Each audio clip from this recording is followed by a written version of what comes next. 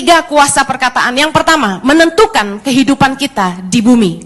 Amsal 18 ayat 20-21, mari baca sama-sama. Perut orang dikenyangkan oleh hasil mulutnya. Ia dikenyangkan oleh hasil bibirnya. Hidup dan mati dikuasai lidah. Siapa suka menggemakannya akan memakan buahnya. Barang siapa ingin hidupnya baik, haruslah memperkatakan yang baik. Dengar baik, perutmu dikenyangkan oleh hasil mulutmu.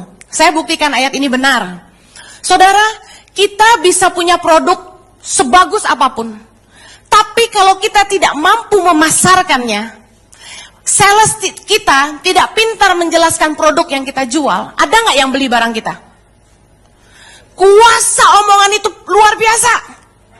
Kadang-kadang barang yang kita beli sebenarnya nggak bagus. Banyak nggak yang ketipu karena omongan sales yang manis? Dibilang gini, dijamin fleknya hilang, kulit tambah kencang, bersinar.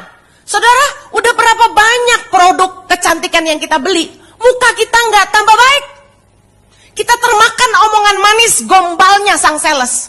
Tapi benar, sales itu bisa dapat komisi, makanya perutnya kenyang. Dengar baik, Anda bisa dapat pekerjaan bukan karena engkau cantik, bukan karena engkau ganteng, bukan karena engkau punya degree yang banyak. Dengar, orang pintar banyak.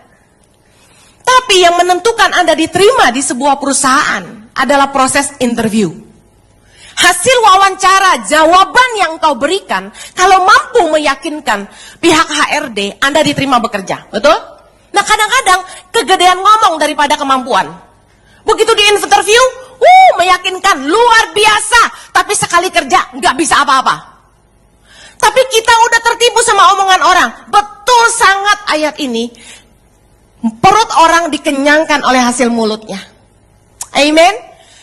Mari lihat ayat ini, 1 Petrus 3 ayat 10. Baca sama-sama. Siapa mau mencintai hidup dan mau melihat hari-hari baik, ia harus menjaga lidahnya terhadap yang jahat dan bibirnya terhadap ucapan-ucapan yang menipu.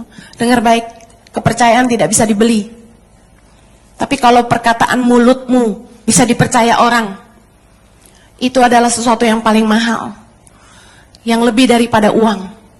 Kepercayaan itu nggak bisa dibeli. Oleh karena itu jagalah perkataanmu, jangan sembarangan mengumbar janji. Nah saudara, kalau Anda ingin hidupmu baik, kata firman Tuhan, perkatakanlah yang baik.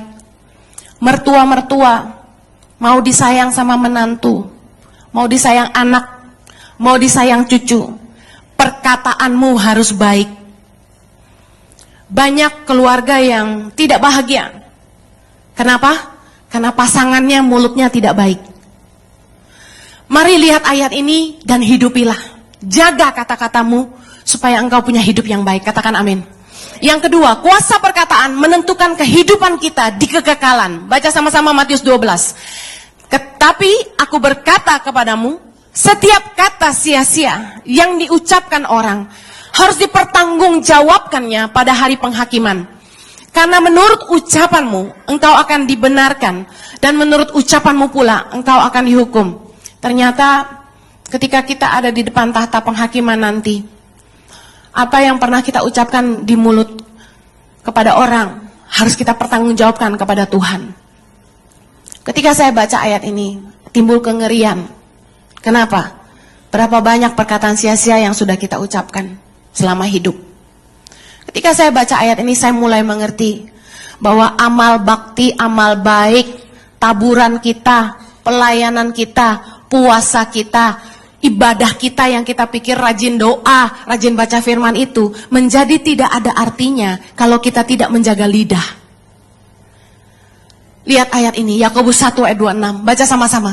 Jikalau ada seseorang menganggap dirinya beribadah, tetapi tidak mengekang lidahnya, ia menipu dirinya sendiri, maka sia-sialah ibadahnya. Amin. Jangan pikir Anda sudah pelayanan, sudah menabur banyak, sudah rajin nolong orang, sudah ada rajin baca firman dan berdoa, rajin puasa.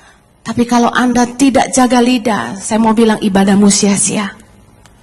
Kuasa perkataan yang ketiga, perkataanmu dapat menyembuhkan, tapi juga dapat membunuh orang. Perkataanmu bisa menciptakan, bisa membangun, tapi juga bisa menghancurkan. Kuasa perkataan kita luar biasa. Lukas 6:45, mari kita baca sama-sama. Orang yang baik mengeluarkan barang yang baik dari perbendaharaan hatinya yang baik.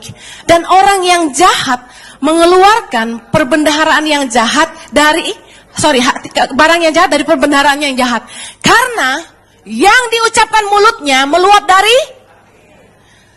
yang diucapkan mulut meluap dari hati. Katakan sama-sama 3, 2, 1. Banyak orang yang bilang gini, mulut gua doang lagi yang jahat, hati gua mau baik. Pernah dengar gak? Sorry, gua mah emang ceplas-ceplos orangnya, blak-blakan, hitam-hitam putih-putih, tapi hati gua mah lemah lembut. Gak ada urusan sama blak-blakan. Gak ada urusan sama ceplas-ceplos. Tapi isinya yang penting. Saya suka dengar, kalau orang udah marah, ngomongnya udah ngawur, seenaknya, ngomong jorok, ngatain orang, terus udah gitu dengan gampang bilang gini, sorry, gua tadi lagi emosi. Orang yang baik pasti mengeluarkan perbendaharaan yang baik. Meskipun dia marah, kemarahannya tidak merendahkan orang, tapi mendidik orang. Saya mau kasih tahu, orang baik bisa marah. Beberapa orang gak bisa diajarin dengan cara baik-baik. Kadang-kadang harus sedikit dimarahin, baru dia kayak orang tuh bangun gitu. Tapi kemarahan kita itu mendidik, bukan menjatuhkan. Membangun orang, bukan merendahkan. Yang mengerti katakan amin.